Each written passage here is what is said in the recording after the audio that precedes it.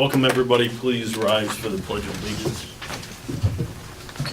I pledge allegiance to the flag of the United States of America and to the republic for which it stands, one nation, under God, indivisible, with liberty and justice for all. All right. Additions to the agenda tonight, I have one, and that is the NDCAP appointment. We have somebody that's interested, so we need to consider them for appointment.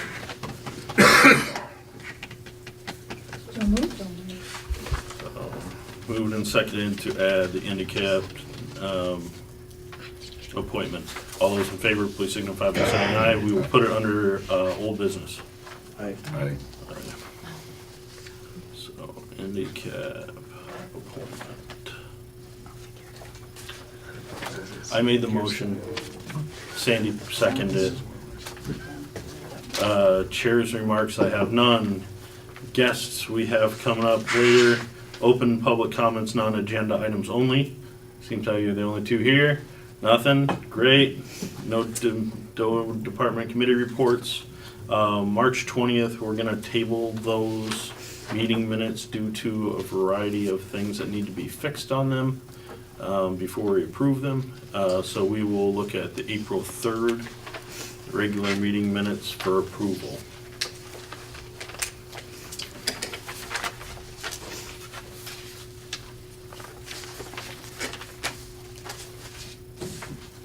I have a question on this. Where's the circular pump located? The circulator pump is in the boiler room. I believe. There it goes now. Yep. Oh, yay, that's what I need my heat. So I need Oh, Gene, Jeff, or Chris to make a motion to approve the minutes as corrected or as written, or whatever your pleasure is, because Sandy was not here. And Sandy's the one that normally makes that If there's motion. corrections, do you do it after the motion? Nope, you do it right now. Okay. So Jeff Dunkley was either here or not. I guess he was not. Got it, yeah. Okay. Yeah, I take mine off because he was adjourned before I got here. it's a typo. And then the last paragraph on that first page, prime, Trying to let you on. needs an E. Right here. Good. Oh, that's my problem. I don't think I found anything else. Yeah, we split it up. Just split up my pay. We split up the 37 cents. I make a motion that we approve the minutes of April 3rd as corrected. Second. Okay, moved and seconded to approve the April 3rd meeting minutes as corrected. All those in favor, please signify by saying aye. Aye. Okay. Did you say aye, Chris? I did, yes, Okay, sir. all right, so we got three. Thank you. Bills and warrants. I move that we authorize payment of the following warrants. 20T, account payable for $76,744.60. 14S, payroll, $6,906.29. And 15S, payroll, $7,572.19. Second? Moved and seconded to accept the warrants as read. All those in favor, please signify by saying aye. Aye. Those opposed? All right, the LAMP plan approval. Everybody should have got a copy of that. Did they get the long version too, or just the short version? No, the long version's not done yet. Okay. I just have a question with these yes, no things. Mm-hmm. Do we need to make sure those are filled out? Like on page 5, pets allowed. Yes, no, do you have to choose to make this complete, or? And then the next one too, again, pets allowed, alternate shelter. No, I'm assuming that they couldn't fill those out on the electronic copy, so Correct. they're gonna pen those in. Oh, okay, because that generator came out yes, and then it came out yes, no. Right, but where there's a Yeah. YN, I don't think they could circle it Okay. on the computer. Just so they don't, dispute it because it's not answered.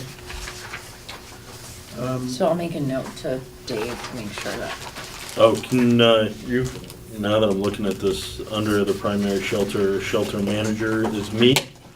But having my correct phone number in there would probably be a really good idea. Oh, yeah. Where are you? Primary. Shelter manager Page under 5. primary shelter.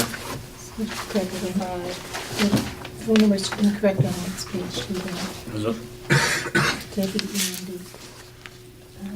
Correct. My phone number is incorrect everywhere on this document.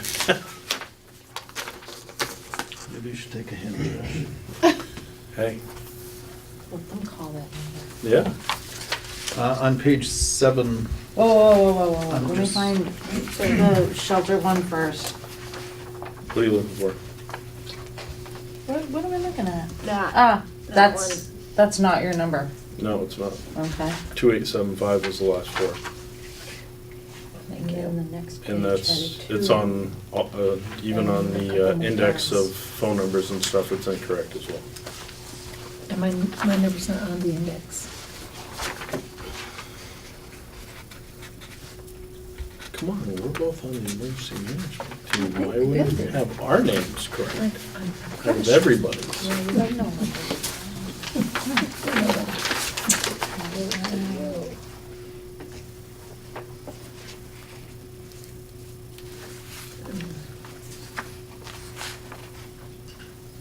Okay, and It's up here too.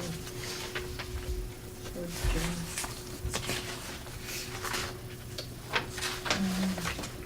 okay, and Sandy, yours is wrong? Mine's on No the number. number. Okay, I'll add that. Okay. And Chris? page 7, the animal control is listed as Pete Crossman. Is that correct? I thought that was the second constable. That's correct, should be Scott Lane. And I don't have Scott's, well, maybe I do have Scott's phone number.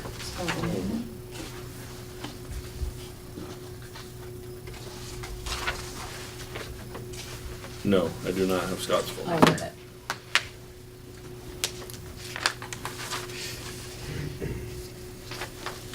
Anything else that needs, that you guys see?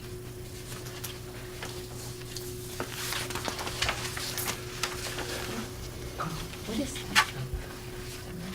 Town office. Wrong side. Yep. I guess maybe put the library number for you. Yeah. Last. 2570150. Okay. Anything else we see?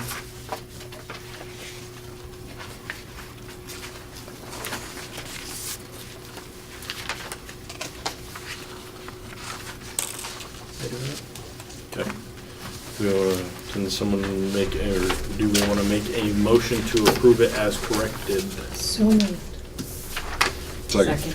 Oh, So moved and seconded to approve the shortened LEMP as corrected. All those in favor, please signify by saying aye. Aye. Aye. Okay. We'll move right on to the solar array being proposed by the Green Lantern Group. And I do not see Ralph. Steve, do you want to wait for Ralph? Probably should, I thought you'd be here. You made it sound like we weren't first on the agenda, so. We're almost at the end of our agenda. Our meetings go pretty quick this time of year. Is that right? Yep. Todd, you I'll want to give come him up a about call. the Just fire make sure department it's on the trailer? way. Okay, thanks, Steve. Yeah. So everybody should have a picture of the trailer that we're talking about within your packet, a little red cargo trailer.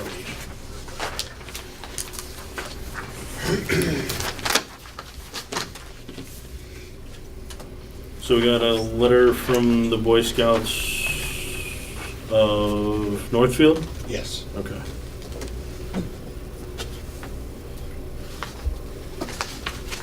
Clean down, pass it around, okay. And you sent this to us before, or you sent a, I sent an email. yeah, But didn't include this. I forgot to include a picture. okay. I found it. It's the only cute little red trailer we have.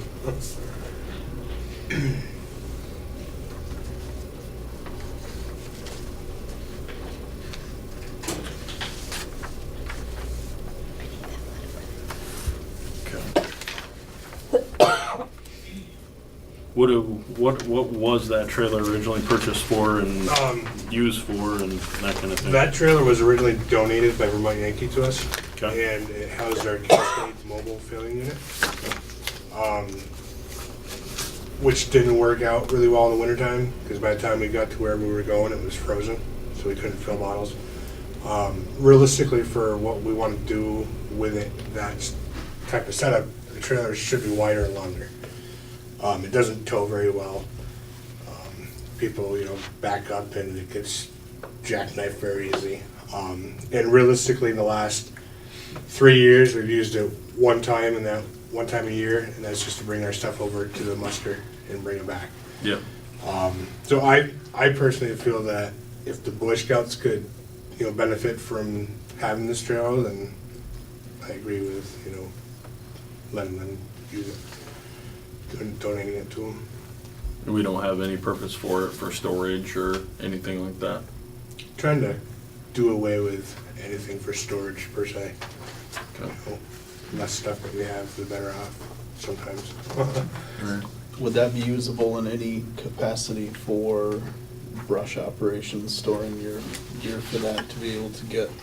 Well, in the near future, we want to, like I said, purchase a bigger trailer that we could put the Cascade system back onto it, potentially insulate it, but have the extra room for extra brush equipment, extra hose, extra everything. So if we need something extra seen, we just bring the whole trailer and we can have a whole array of stuff. Jeff, you got any questions?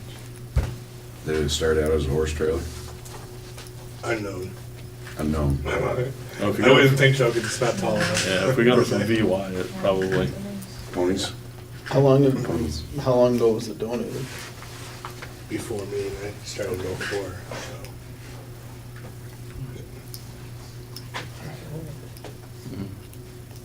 The only thing that I would say is that if we're looking at buying another one, I'd almost rather try to sell this one and take the money and put it towards a new one instead of just giving it to somebody. New trailer. I know it's maybe a $300 dent in a $3,000 bill, but it's still a $300 dent in a $3,000 bill. But, Sandy? Okay. Gene? So you don't know what it's worth then, really? 'Cause you I didn't go honestly there. don't know. You said 2004? Before. That's when I Before started. that? And we've had it before that. Yeah. Is it aluminum or steel? This is aluminum with a wooden floor. It must be, you have lost it this long.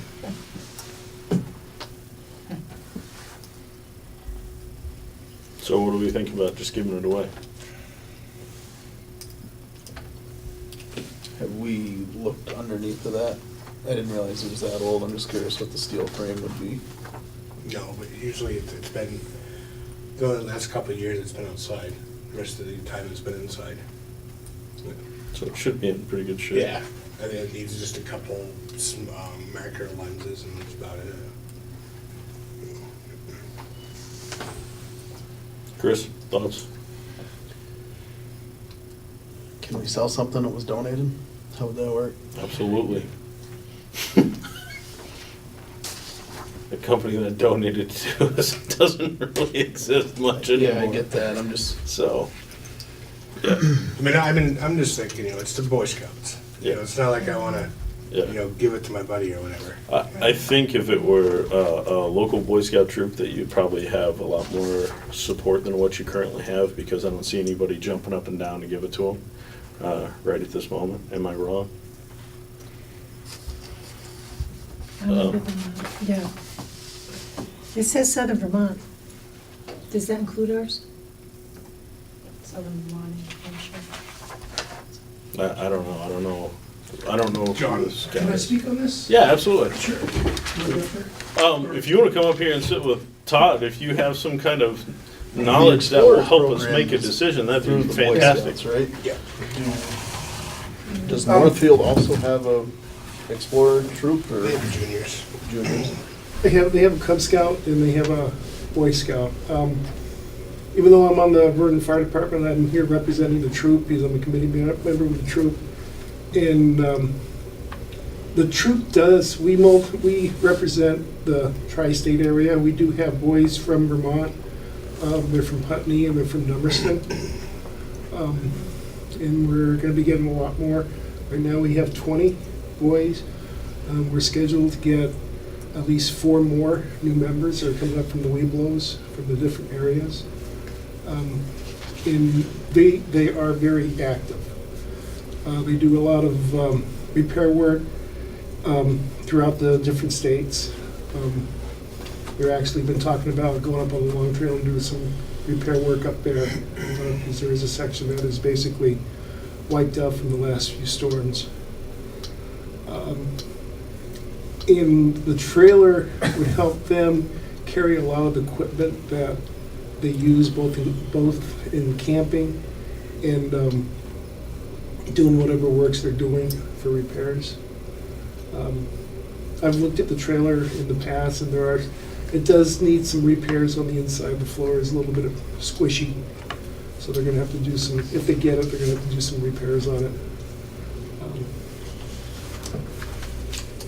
That's pretty much it. If you have any other questions regarding the troop. What about Vernon Troop? Does it include the Vernon? There Troop? is no Vernon troop. Oh, there is no Vernon Troop, okay. There is no Vernon troop. The nearest, there's a Cub Scout troop over in, a Webelos troop over in Guilford, and there's a Cub Scout troop here in Vernon, but the Boy Scouts basically disbanded in Vernon. The nearest Boy Scouts in Vermont is up in Brattleboro. There's one over in Hinsdale and Northfield. Of the 3, Northfield is the biggest troop. So Vernon boys could join that. Yeah, Vernon, troop, though, like I so said, we it's have there Vermont for them. boys. Yeah, we have Vermont boys there, so it's not like it's just for Massachusetts and New Right. Hampshire Yeah. boys. We have Vermont boys, and we're gonna be getting some more. I feel I would support donating this. I think it's great what those boys are doing, and that there's that many of them that want to do it, so I think it would be great support to help them out with this, since it really does include our area too. Yeah, and since it does include our area, I will make a motion to donate this, as long as they sign something that we are held harmless if they get hurt with it. Their wheel falls off or something. Yeah. As is. Or they walk through. Donated as is. They understand it's donated as is. And they also put in a letter that if any time in the future, I see. the troop does full, which they don't expect, is started in 1927, and it's been going on continuously, they will return it, I see that there, yeah, that's great. Then you can sell it. then you can sell it. Yes. So you made a motion, you second? Yeah. We need a second, yeah. Yeah. So moved and seconded to donate the trailer that got donated to us to the Boy Scouts. All those in favor, please signify by saying aye. Aye. Those opposed? Okay. All set, we move on. Laptop approval, purchase for the treasurer, tech line out of our budget. Something that we've been planning for and have been budgeting for on a regular basis. The expense of $12.99 to do so. So moved. Second. Moved and seconded to approve a laptop computer purchase for the treasurer in the amount of $12.99 out of the tech line of the budget. All those in favor, please signify by saying aye. Aye. Those opposed? Okay. NDCAP appointment. We talked about this at the last meeting, I think it was. Michael Root who's a lifetime Vernon resident, has expressed interest in being appointed to the NDCAP panel. And I support him in doing that. So moved. Second. Moved and seconded to appoint Michael Root to the NDCAP. All those in favor, please signify by saying aye. Aye. Those opposed? So, you can let Mike know that he was approved tonight, Oh, I please. will give him a big pat on the back. I'm sure he'll be happy. All right, so we are back to the solar array, which is our last item on our agenda now. Come on up, Ralph and Steve. Thanks. Is it the last item on your agenda? It wasn't, but it was because we're done with our meeting, with the exception of you. So we came back to you, waiting for you to come. Looked like you had a very full agenda for tonight, that's why I was ready for 8:30 or so. We go through really, really quick. I'm impressed. Very.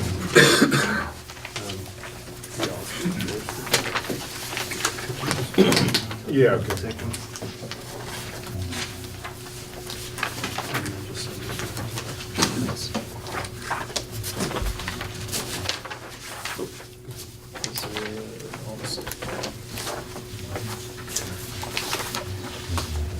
yeah, I guess I'll start, just quickly, and then Ralph will cover some ground hopefully here. But, Just one second, Steve, let yeah. me, want to hand those out first? was it just you that wasn't here at last meeting? Or was it both of you? No, I was here. Jeff wasn't here. Jeff and you were not here. So at the last meeting, this was on our agenda at the last meeting to start looking at the maps and all that kind of thing. After we looked at the maps, we took a vote to not approve the preferred site for either location. Okay, Because Steve's a resident and wasn't here during that, we allowed them to come and plead their case to have us overturn that decision or not.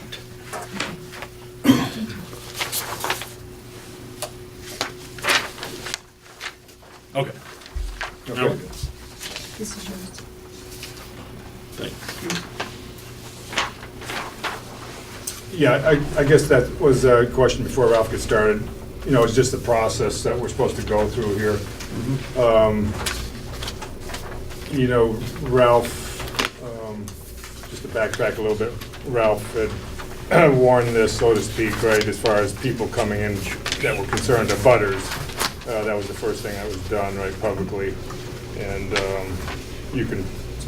guess Jeff Dunkley showed up for that meeting. Sure. On both sites, as far as, just issues with the butters, required by law, I guess, to do that, right? Well, that was voluntary. Yeah, okay, but we did it. So anyways, that was the first step, to alert butters that were concerned. So Ralph can speak to that if anybody has any questions about that. But as far as the process, I'm not sure what your process is here, but Ralph requested a meeting for this date originally, is that right? And so we had information to present, and then you had a meeting 2 weeks ago, and you voted on it. So is that the procedure that would typically happen, or do we present the information before you vote? We had the information in our hands at that point, the maps and that kind of thing, and from the information that we had, we made the decision. And the planning commission And the planning requested to commission- be on the agenda Yeah. to present it. The planning commission actually brought it to us, Yeah. so. But what about our meeting for tonight? Why do you think we were gonna come tonight? That's why you're here. Right, is to exactly. discuss this. Right, so why would you vote before you'd had all the information? I guess that's my question, We had all the information. We don't have anything more here that we didn't have 2 weeks ago. Yeah, I don't think that's correct, but we'll proceed. Okay. Because that's part of my concern, not so much whether we actually get this or that, it's the process. Yeah. I think that before you make decisions, that you should get all the information. That's my opinion. I'm not sure what your bylaws say, but, so, moving along, obviously I've read in the papers, since we haven't met face to face, about your concerns. And 3 of those are soil type, access road, and visual. You know, those are the things I've read and not been able to discuss with anybody. But, you know, so those are things that Ralph will talk about and I'll talk about as we, you know, go through this. I don't think soil type was ever brought up in our discussion last meeting. Farmland. It was that it's used ag Agricultural land. soil. No, not soil, ag land. You can have soil that's not ag soil and still use it. Like, for example, your pasture here probably won't grow great crops, but it can be used for a pasture. So it can Right. still be considered ag land. And it is still considered ag land, but the soil is not necessarily premium ag soil. Yeah, well, Ralph will, you know, present a map and to that effect. So I think at this point, I'll let you proceed with the information you've got. Okay. Yeah. Yeah, thank you for including this on the agenda. Yeah. So one important thing to note is that the other project, which is closer to Crestwood Estates, is off the table. We realized that presented too many different problems for probably too many people in both this body and the Planning Commission in terms of its current use as an agricultural field, its visibility and so forth. So we're not going to pursue that at all. Just so you know, it's a process that has already been a year in the making and probably seen the spending of $3,000 or $4,000 on surveys and environmental inventories and that type of thing, but we understand. As far as this project is concerned, I wanted to just take us through a couple of things here because we're kind of in new territory in terms of this whole preferred site category is concerned for energy projects. And there are a lot of different plans and documents and policies and so forth that we should be paying attention to as decisions are made about energy siting. And the first thing is the source of this whole concept of preferred site. If you look on the first page, it comes out of the net metering rule, which is Public Utility Commission Rule 5.100, and there are 9 different definitions of preferred sites. A lot of them are relatively cut and dried, like capped landfills and brownfields and Superfund sites and gravel pits and so forth. But there's a catch-all category, which is category 7, which basically says that a site can be used for a net metered, this is a net metered solar project, if the Planning Commission, the Select Board, and the Regional Commission decide that it could be used for that purpose. And I know that, you know, this is, everybody's sort of learning this stuff on the fly right now because this is all very recent. That rule has only been in effect a little bit more than a year. And before January 1st of 2017, there was no preferred site concept that we even used in permitting. So this is fairly new. But what's important about it is that if a site doesn't get qualified, or if a project isn't on a preferred site, then it gets lower in incentives, 2, 3, 4 cents less per kilowatt hour. And in many cases, that makes the projects no longer economically viable. That's why preferred site is really important to get. I think it also tips the balance in the project's favor for permitting on the whole. The second thing I want to emphasize is that what we approach the Planning Commission and the Select Board about has to do with the site strictly. It does not have to do with the project. We're talking about a project too, which makes it hard for us to separate them in our minds. But the whole preferred site thing is whether or not the site would be appropriate for an appropriately permitted or correctly permitted energy project. And one way a way I think of it is that local government basically says, well, we'll give the project a chance. We'll give the project a chance at bat. Whether it hits the ball or not is an entirely separate question, which is covered by the Section 248 process. And that's when you and state agencies and various other people and bodies get to review the project application. But we're not even at that stage yet. We're just trying to see if this can be considered a preferred site.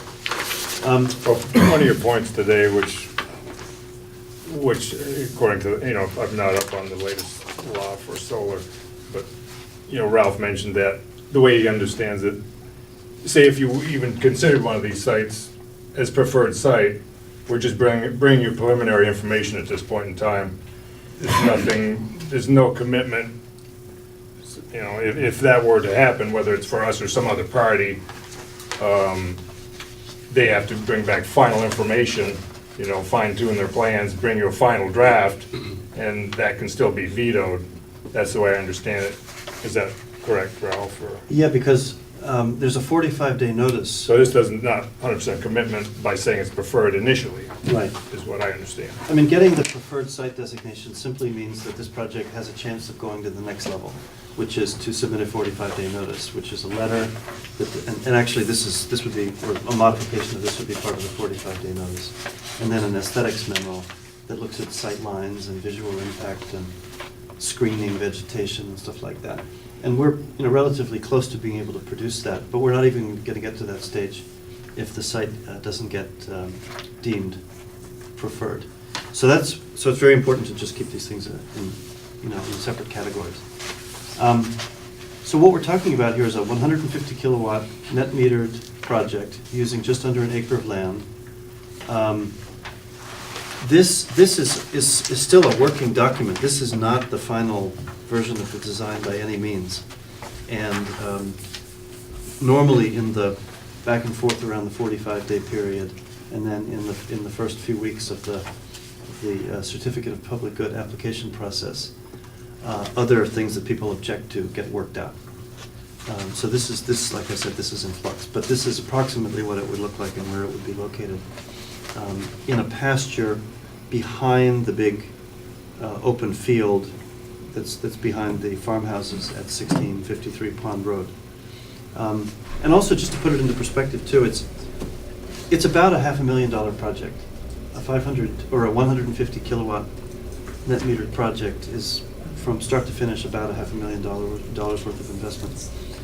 There's a perspective here that shows that little person actually there is my youngest daughter, so she's not a full-size adult, so the perspective's off a little bit.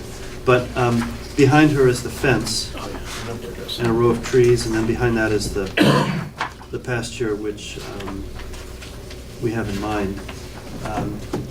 You can also kind of go up on the bluff or the higher land to the right of it, looking at it from this perspective, and then that's where that second image is not quite as clear as taken from.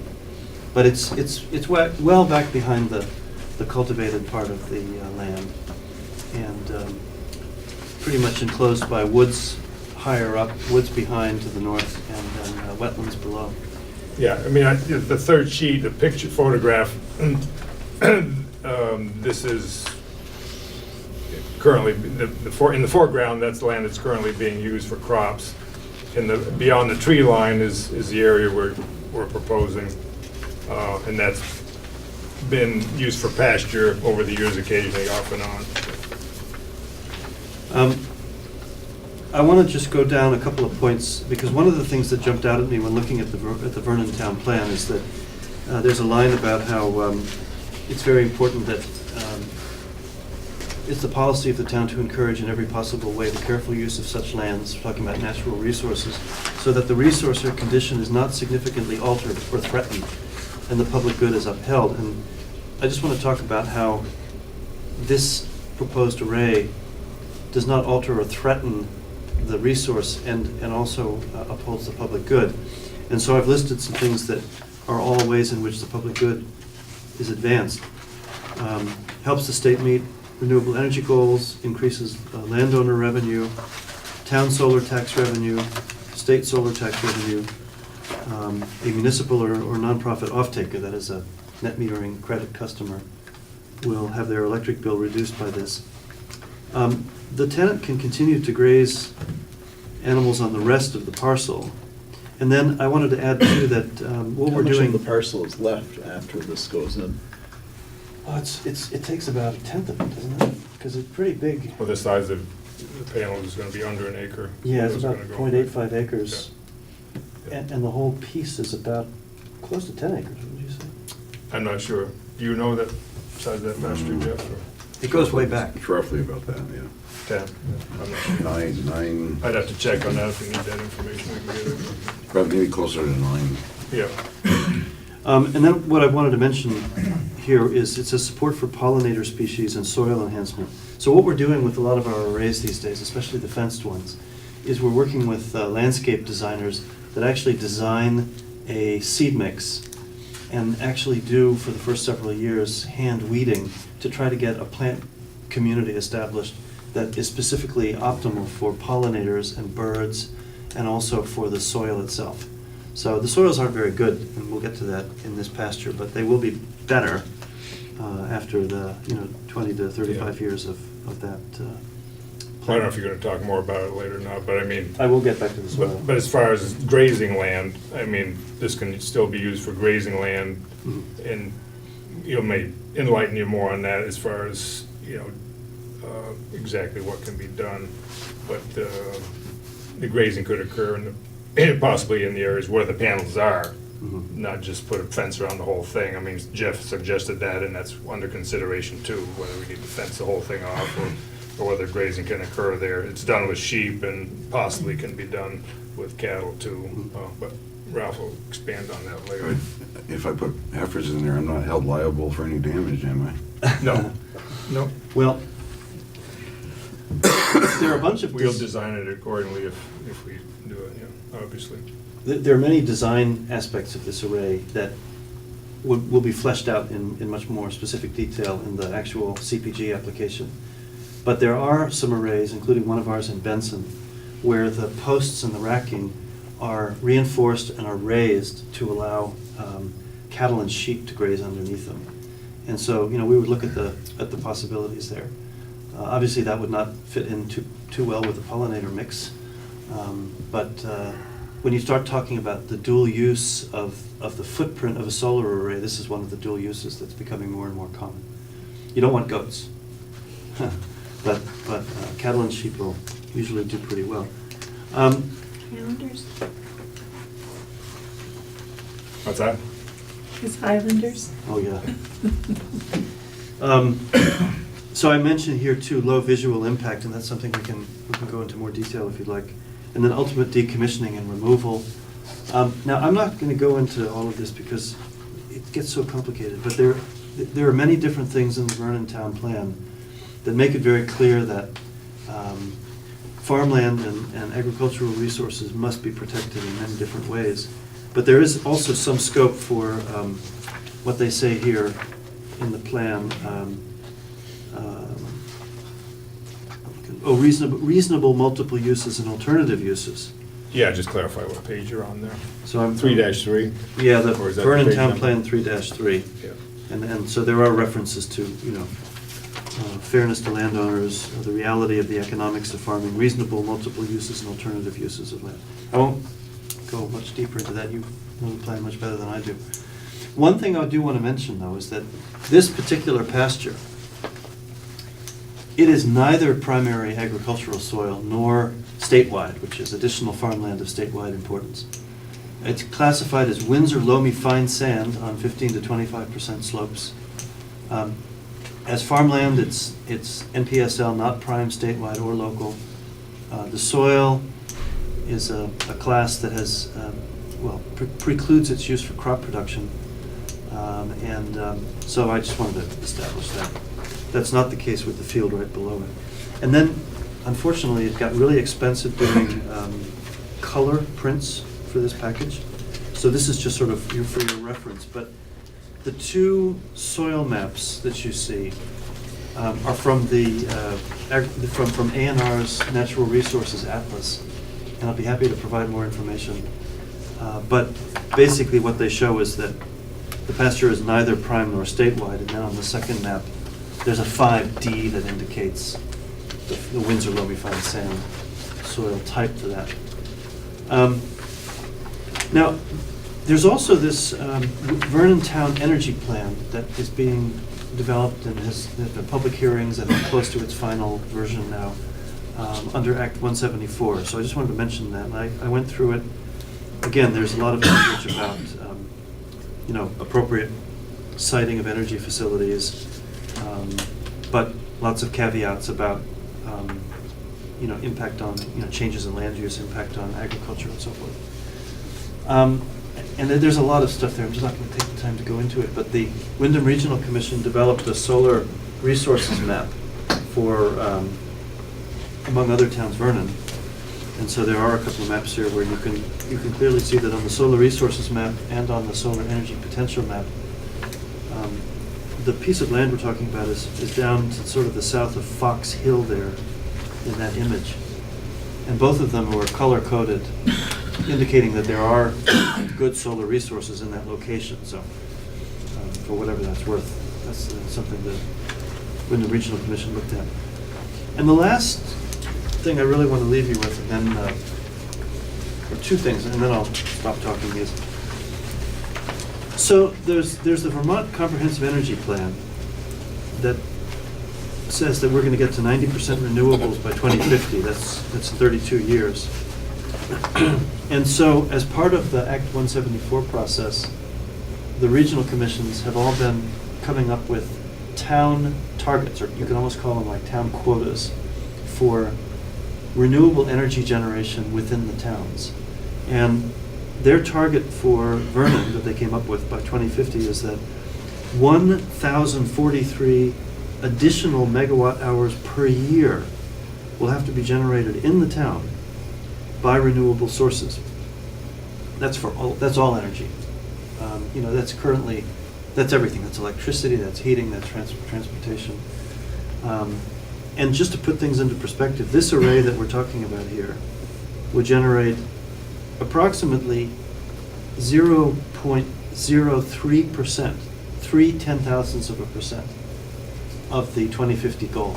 So it's a little tiny piece of what eventually supposedly is going to be developed. And what that indicates to me is that to get from where Vernon is currently to its part of that larger goal, is that along the way, in terms of looking at energy siting, I mean, there's a lot of agricultural land in Vernon, and a lot of land that has been used for agriculture in the past. And we would just like to ask for an approach to energy siting that looks at that, but is reasonable, flexible, and looks at each case based on its own merits. And then the final thing I'll just leave with you is that this is, seen in the larger perspective, a low-impact and temporary installation. It will not involve removing soil or pouring concrete or damaging the soil beyond simply pounding posts into it for a temporary period. And the lifetime of the array happens to be almost exactly the time between now and the 20 by 50 goal point. The owner of the array must decommission it and remove it and restore the site to its original condition at the end of the process. So thank you for allowing me to go through all of those steps. But this is how we see these projects, and we'd like this project to have its chance, have its day in the permitting process. Chris?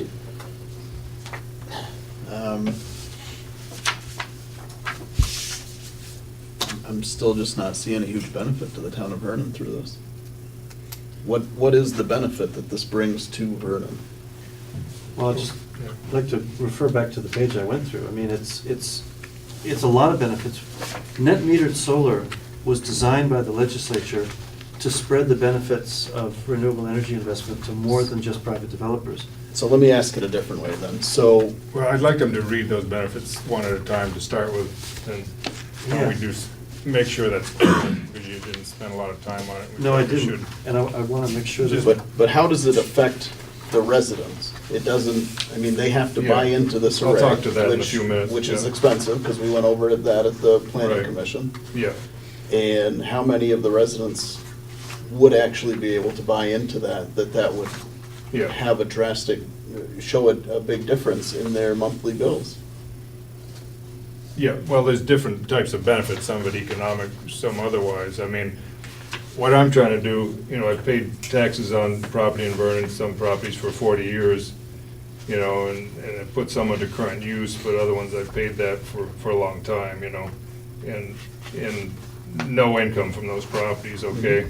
So that's where I'm at, you know. I've got to do something because I know taxes are going to go up in town. Can't continue to do that, you know. Someday I'd like to slow down a little bit with my work, so I don't have to make the income to pay my taxes, you know, or sell the land to somebody who's going to do something else with it or whatever, you know. But that's where I'm at. So as far as benefits, I mean, you know, you can say the farmer subsidizes all this open land that people want to see, you know, they like it, right? You like it, I like it too. It's what makes part of Vernon, you know, it's farmland and it's something we enjoy, you know. But how does that come about? How do you have open land? And I'm not against solar. yeah. I just, Right. this I'm not is such saying, a small project and Yeah. But I I'm talking don't about see the benefit. Yeah, we'll talk about that in a minute, but, you know, as far as benefits, I'm bringing up one right now. It's not economic, it's something that I think drives the planning commission's reasoning for creating a town plan, I believe. I don't know if that's, that's what I'm assuming at least. We're kind of forced to have a town plan by the state. Yeah. Oh, is that true? Yeah. Yeah, because I wondered about that. I talked to Bob Spencer a little bit about how it comes about, and, you know, with there's certain people that want certain things in town, they created a town plan, you know, Yeah. because it's not voted on, right? It's not voted on by the voters, it sounds like. It's and a approved. way for the state to make money because we have to like pay people to help us do this, and most of them are state employees that we have to pay to help us build these town plans. Yeah, yeah, So it's a Yeah. law that they create to make more money Yeah. for themselves. yeah. And But, Not that it's a bad thing to have, it's an absolutely great thing to have, but that's what it Yeah. is. There are public hearings involved. Yeah, I know in there the are, yeah. adoption of, so there is public input public input, yeah. throughout the process, yes. Yeah, but they're not voted on, yeah.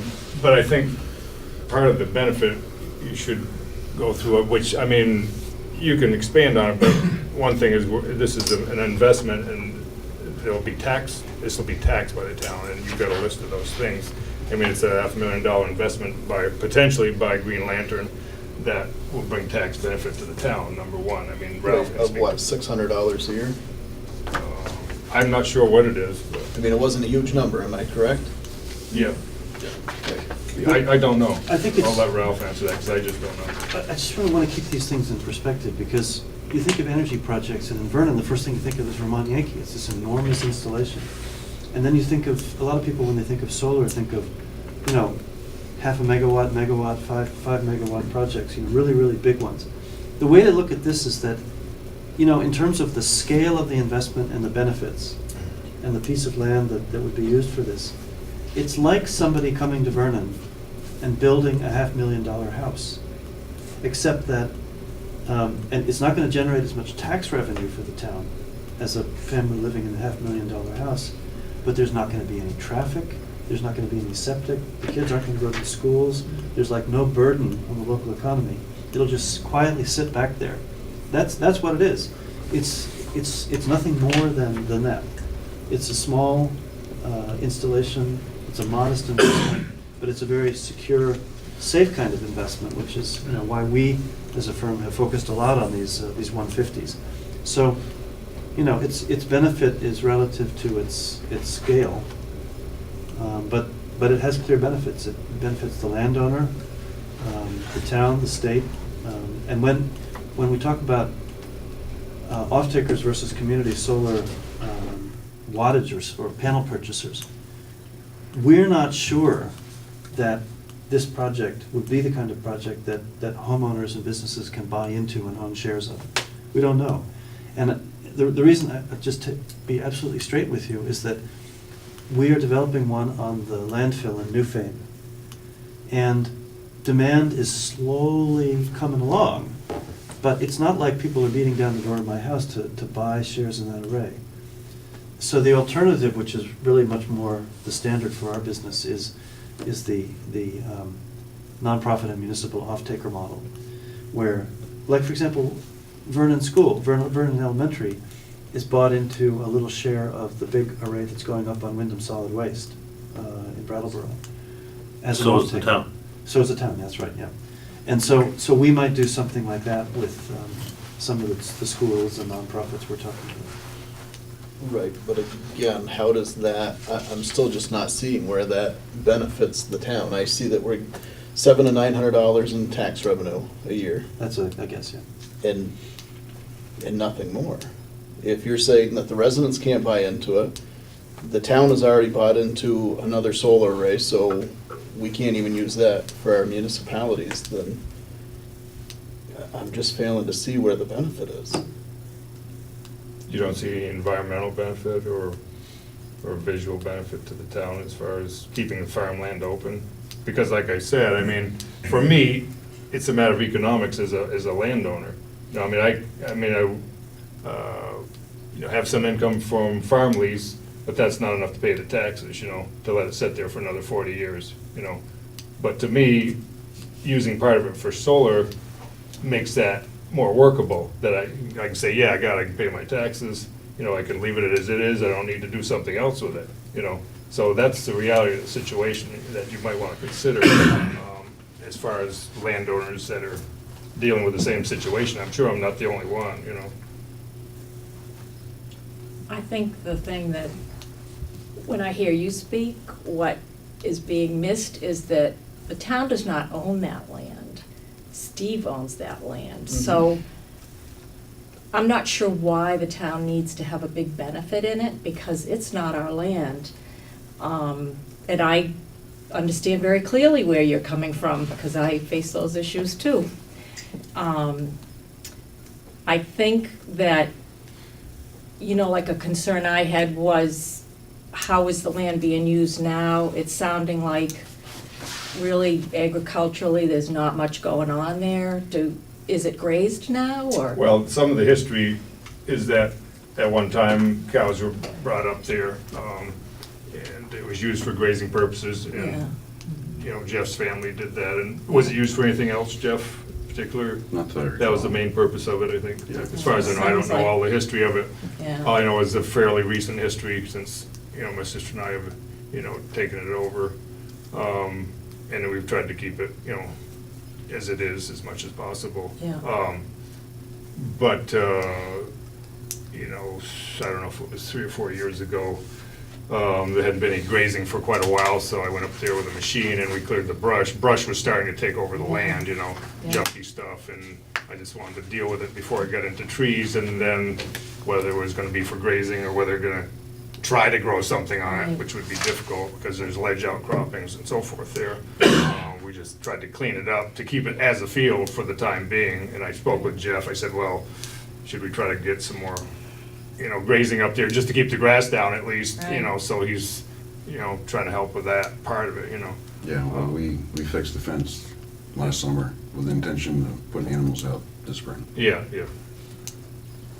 Which it sounds like a good share of it you could still do, even if this I believe so. area Yeah. is fenced off separate, I and mean- animals can be, Right, I'm not an Even expert, outside that but I've fence talked to area. Ralph about that, and like I say, even where the panels are, as long as, we come up with a plan that doesn't damage the panels or damage the animals, right, just like you see on Western Avenue, they have sheep there, okay. with their solar panels, that would be a coexisting situation for, farming, agriculture, grazing at least, and some energy production, whatever, so.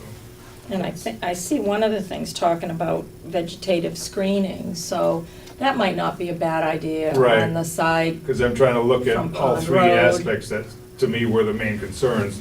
I mean, I totally respect your town plan says, don't do this on agricultural land. If it's Right. real agricultural land, I respect that, and I have no problem with that, because Right. that's what it says, that's what you're supposed to do, right? You That's know, kind of what I was there's no- going on last meeting. There's no question Yeah. about it, Yeah. This land, we've researched, and I don't, it's not cropland, for No. sure.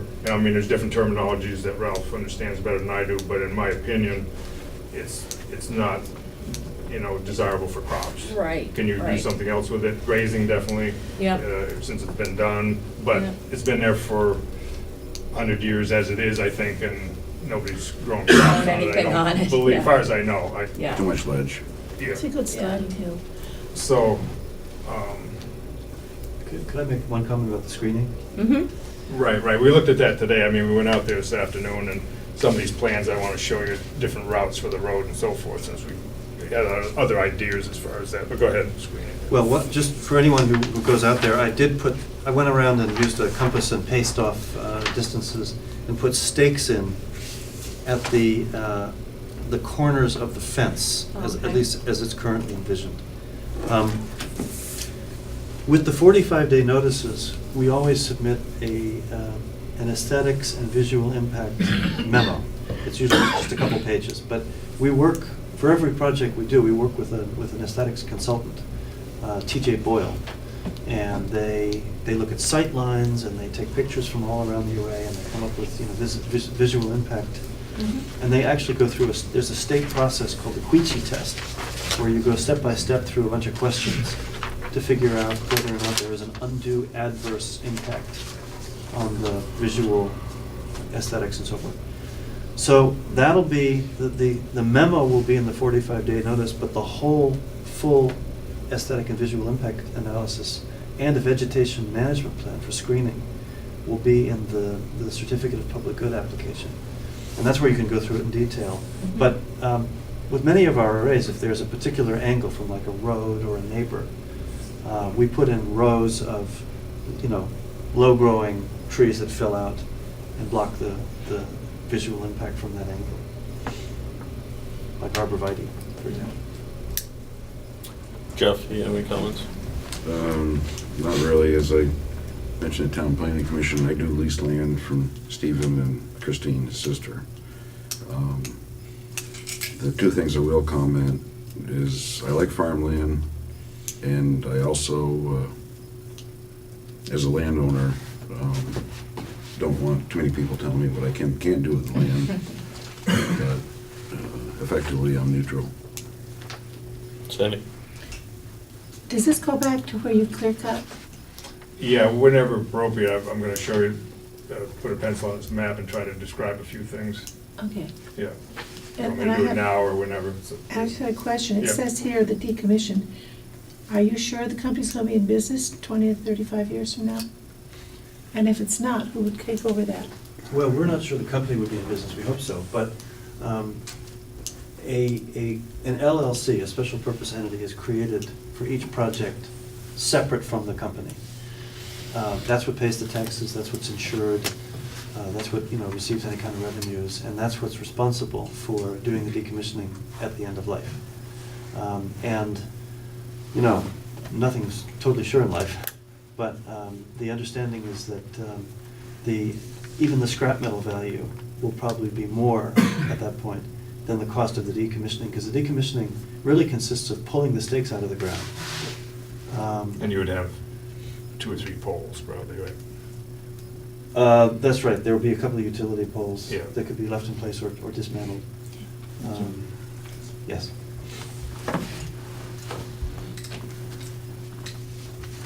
Gene? I spoke. Okay. My piece. Do you guys have anything else before I say what I need to say? Whenever you want me to say it, yeah. I just Yeah, go ahead. Go over the plan here, look if I can kind of get to a spot here where I can present it. You can use the big one, too. if you want. Okay, let's see that then. Can you also speak to why you changed the design of the access road when you get a minute? Yeah, that's exactly one of the things I want to talk about, is to make it in a better situation. So we looked at that this afternoon, and I explained to Ralph what we could do to take less, If you put it up on the board, she can take it on the film too. put it up here, okay. Let's see. I can hold it. Yeah.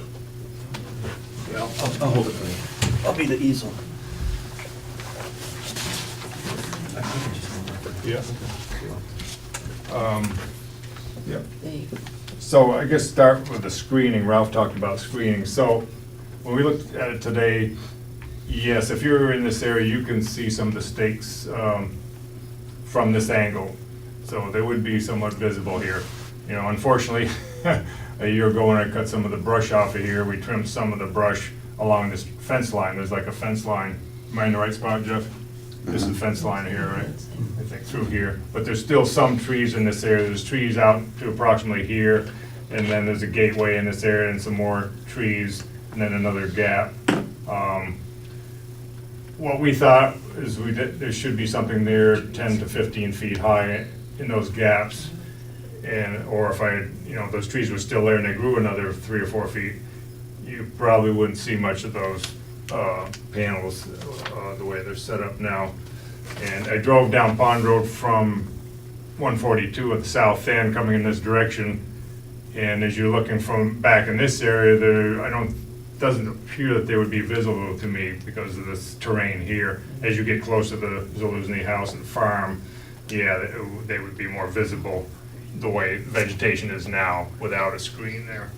As far as, the houses in this area, right now with no leaves on the trees, I could see one house, below the crown of the tree, down near the trunks of the tree. So it's pretty well screened in this direction. I would believe that with leaves on the trees, you wouldn't see anything through that foliage, appears to me, to my best knowledge. So that's kind of the visual that I see with it as far as what can be done if that's a concern. Now, as far as the road, this plan that you're given today, I told Ralph we'd probably have a better plan. Instead of coming in on the edge of this field, there's a tobacco barn here. Show it on this bigger plan here. On this plan, Ralph shows the road coming in here, which would probably take a little bit of this field, which we don't really want to do, and come around and then go up through here. Now, one thing I want to mention, I mentioned at the planning board meeting, that there was, the dairy barn is here, and there's a pen here. So there used to be a walkway for the cattle to go up through to this pasture. You'll still see that opening right here with fencing. So there was access to that rear field through that pen. Now, Jeff had mentioned that it was in disrepair a few years ago, and it would make it easier for him if he could take it down. I said, yeah, take it down. But still, as far as us accessing this field, this is, that's the road that you would take to get up there. You'll see the opening here, and you'll see the pen that still exists here that connected that pasture to this corral down by the barn. So that's, what I told Ralph, the best thing would be to do as far as minimizing any impact would be to come in the existing driveway of the farmhouse, gravel driveway, come between a tobacco barn and this other shed here, and then stay on the grass, stay off in the field, and come over to the area where that run was that went up to the rear field. And that would give access, for the panels. Let's see, so that, if there's any other questions. But that's, we felt that would be better and be a better situation as far as staying off the fields that Jeff currently uses for crops. But I also mentioned that, we took the fence down to better easily go back and forth from your field to our fields to the east. Right, Also, right. Yeah. That was the purpose, really, and Yeah, but we still have access to that field, and it is here that access exists. Yep. Any questions?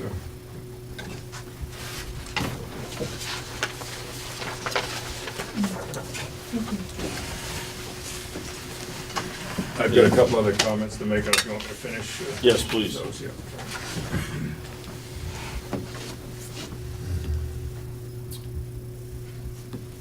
Yeah, I've covered pretty much everything. So, as far as, we're trying to keep the land as it is, basically, we're trying to figure that out. So that's one reason we're doing this. Yeah, I think about other farmers. I mean, I know that some people in town have talked about solar. So again, if a farmer wanted to put solar on his property and it was agricultural land, it would be denied according to the town plan, it sounds like. Which is a tough one, I would think, since, you know, just like all of us, they could use some help, you know, as far as income and other things that solar brings potentially. You know, I think about my grandfather, Harry Deluzny, who started the farm in Vernon. And I didn't know him really well, but I knew him enough to know what he was like to some degree. You probably did too, it sounds like. But anyways, you know, he came from New York City and moved out here. You know, he was a construction person in the city and he got hurt, so he decided to come out here and do farming, something that was easy, I guess, you know. So, but anyways, my point is, you know, he came here and bought some farmland and did what farmers do, you know. Jeff knows all about it, you know, it's not an easy life. And he did other things. I believe he worked on the Vernon Dam, which, getting off the topic a little bit, but, you know, he was involved with alternative energy that we call nowadays, you know, hydroelectric power, when that station was built. And his son, Harry, worked for New England Power for years at the dam. But my point is, you know, if he were alive today, you know, and farming that land, it would be a no-brainer that he would want some solar power there. He certainly wouldn't want to cover his fields with it, but, you know, I think that, you know, he was a practical man, and that would be something he would certainly consider having some of on his farm, you know, to help his situation, you know, and economics. I think that's about it. Like I say, I mean, I understand, you know, perfectly that if it's a tough situation, you know, if you're trying to keep property from being developed and you want to keep it the way it is, how do you do that if you're saying you can't put certain things on, you know, prime farmland? Then that limits what you can do, you know. But that's the way it is right now. So, anything else, Ralph? No. Yeah. Okay. Thank you. I know my entire life, the only thing that's been up there is cows or my kids sliding down the road. Right. So you want to make sure they can still slide down that hill, right? Dan? That's probably a good idea. All right, so I'll weigh in on my 2 cents. The biggest reason that we denied this is because of the town plan and then keeping the town plan consistency.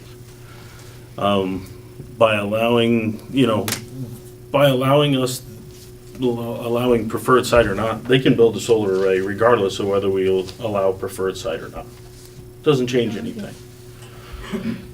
Is it less economically viable for them? Absolutely. But he can do whatever he wants. He's the landowner. There's no zoning in Vernon. They can build a solar array however they want.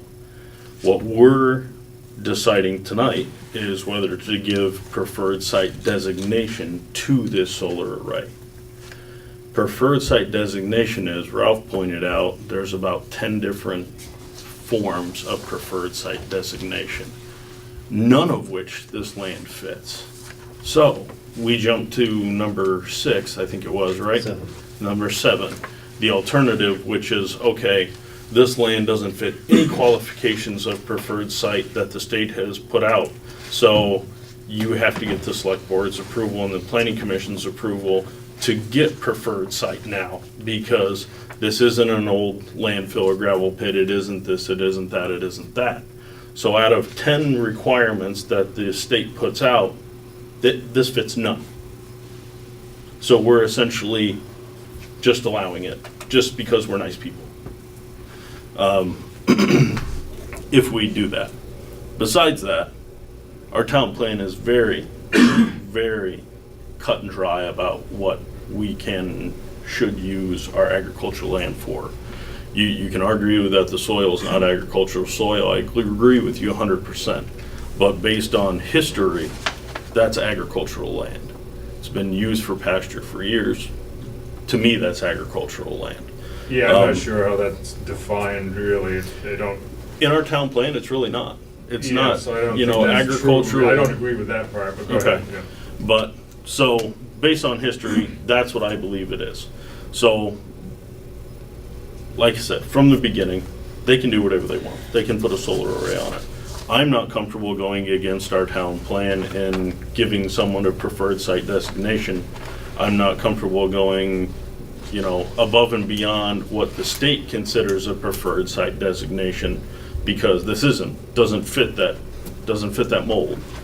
We're just doing it to be doing it. So, there's plenty of places in Vernon where solar arrays can go that are outside of ag land. There's plenty of old gravel pits. There's plenty of old, you know, whatevers that do fit that preferred site designation that the state wants. Well, let me ask you a question, because I've been watching them clear cut that.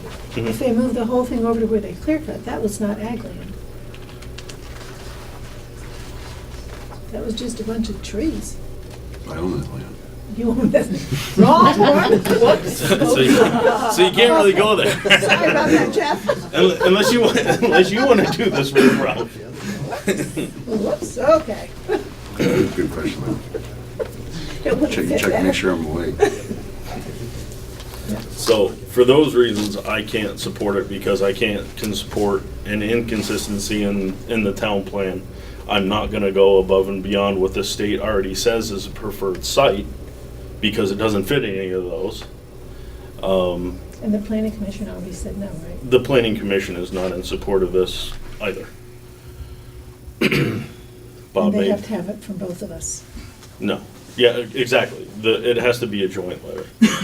So, you know, I'm not in support of giving this a preferred site. You go ahead, you build a solar field, have at it. Because I can't stop you, because there's no zoning.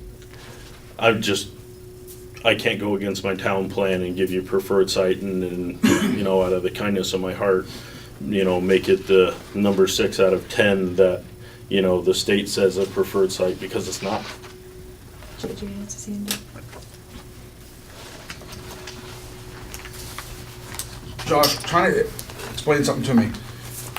This is just this town plan just came out, am I Nope. correct? No. We don't. With the whole agriculture, It's the existing town plan. Okay. We don't have the revised town plan done yet. We are in the in the midst of doing The that. planning commission is in the midst of doing it, and the wording has not changed Okay. in that respect. So, and I understand where you're coming from with it doesn't meet whatever standards. Now, back when the gas plant was talked about and the Miller Farm was looking at getting rid of property that's ag property, you guys, per the town plan, would be against that. Am I correct? It never made it to the select I board, under- so, but but I- yes, but yes, that would- fundamentally, yes. Okay. Yep.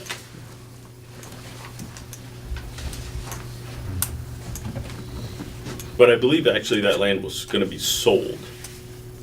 So, But you still would, it Yeah. would still be an agricultural yep, town plan issue. correct.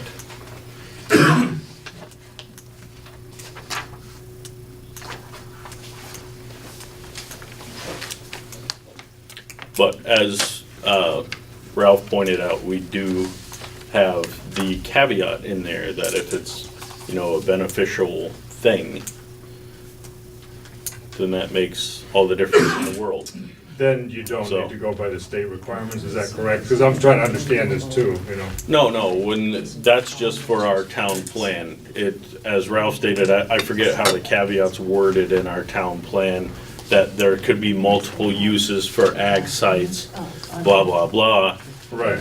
I could see where the gas plant could be, where a gas plant or a nuclear plant, like we put in 25 years ago, and this town plan is probably still worded the same, has such a huge economic impact and benefit to the town and benefit to residents and the tax rolls and everything else, where the planning commission looked at moving that particular project forward, however many years ago, we were talking about that 2 or 3 years ago, where this project does not fall in that category. It has economic benefit to Mr. Zaluzny, I understand that. So you're looking for an economic boom for the town, is what you're saying? If, I think, based on, you know, what I understand from the town plan is, and what we have consistently held true through the town plan, that's where our caveat lies, is that if there's some kind of, you know, very large benefit to the town, to the taxpayers, to the Economically. absolutely. Yeah. Economically, then maybe we take a second look at utilizing an ag source that way. Because like But you say, that's- the town plan says ag land can be considered for multiple uses, right? I do want to point out that in the case of the gas plant, the preferred site would not be an issue. Yeah. Wasn't even relevant. Yeah. No, because that only pertains to renewable energy. So what Right. It what doesn't have this anything to do company with is solar. asking is for the select board and the planning commission and the regional commission Yep. to back this as the best project and the best place to put it, or the best place to put or cite this project. Yep. A gas plant would not be asking us that same thing. They wouldn't Right. be asking We the town. understand that. So it's kind of comparing apples and oranges Yep. at that point. And, because- and there again, they can build a gas plant wherever the heck they want in Vernon Right. because we have no zoning. And there'd be no economic benefit for them to get preferred site. The select board wouldn't even be a party to something like this discussion. They would just do it. Right. Because there's no zoning. Right, Which, that's- which is absolutely an option here as well. All we're discussing tonight is that preferred site, which, as I said, and I'll say it again, doesn't fit the state's requirements for a preferred site. It provides an inconsistency to our town plan, so I personally can't change the vote that we took last. Which that's what I was asking about.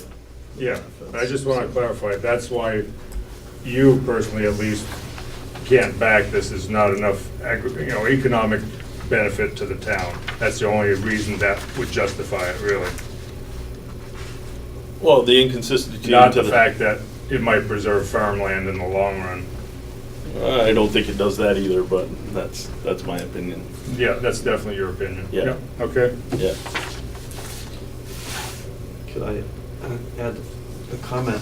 I mean, in the town plan that's currently enforced from 2013, I just want to go back to this passage and read it again. It says, "It's recognized that the economics of farming are changing and will continue to change in the future.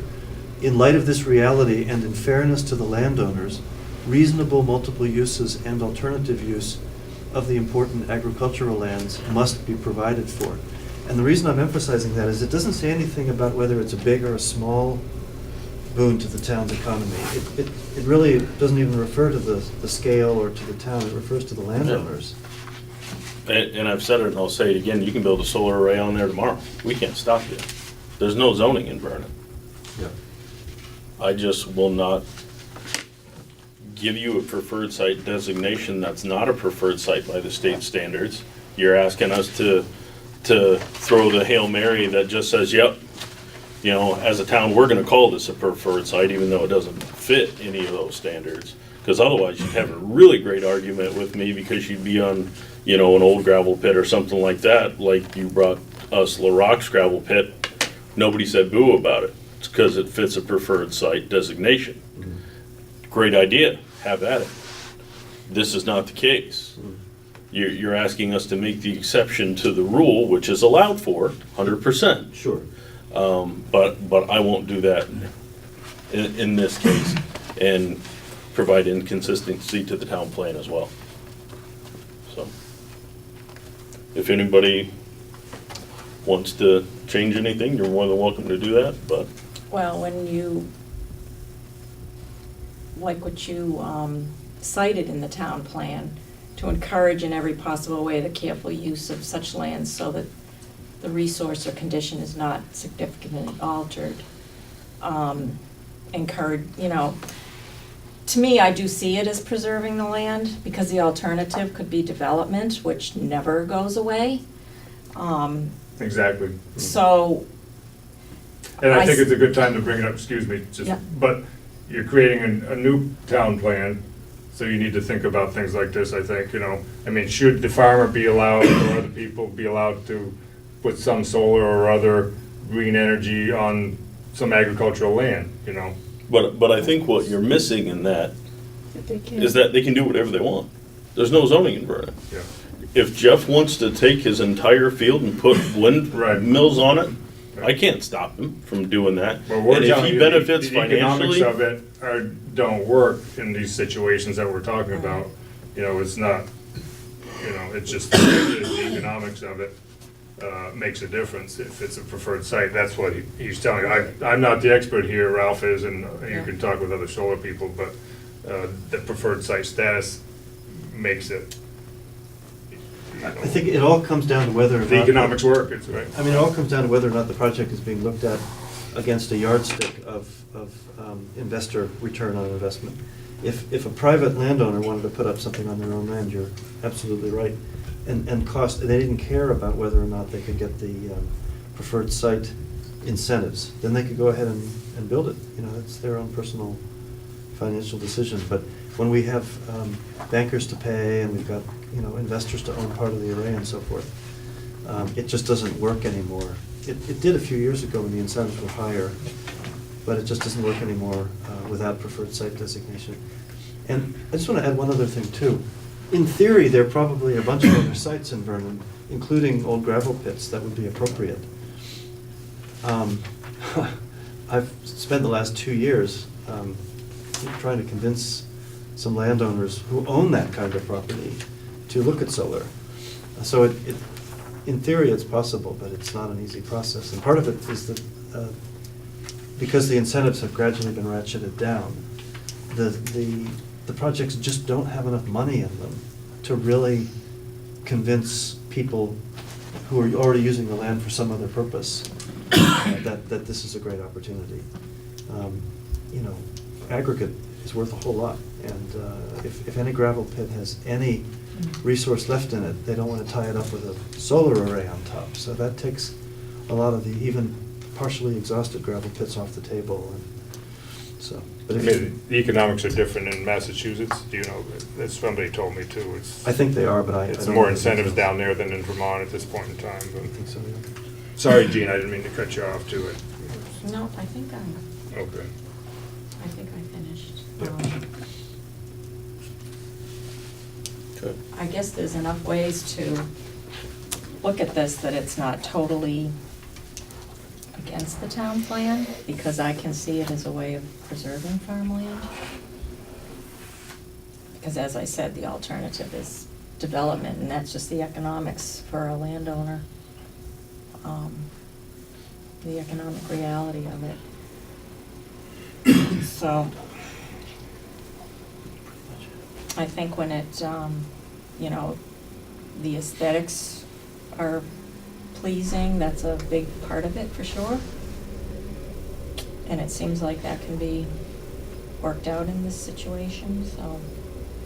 I mean, we've presented our information, I Right. mean, we appreciate the time. Mhm. I mean, I don't know if you're deciding tonight or whatever, we don't need to be here, I guess, for that, your decision or whatever, right this minute, but that's up to you, whether you want us to stay or not. But we've presented what we have, I guess, appreciate your time. Okay. Thank you, and thank you for Yeah. explaining more. Thanks, Steve. Yep. Thanks, Ralph. Thank you. all right, public participation, agenda items only. Seeing none. Correspondence.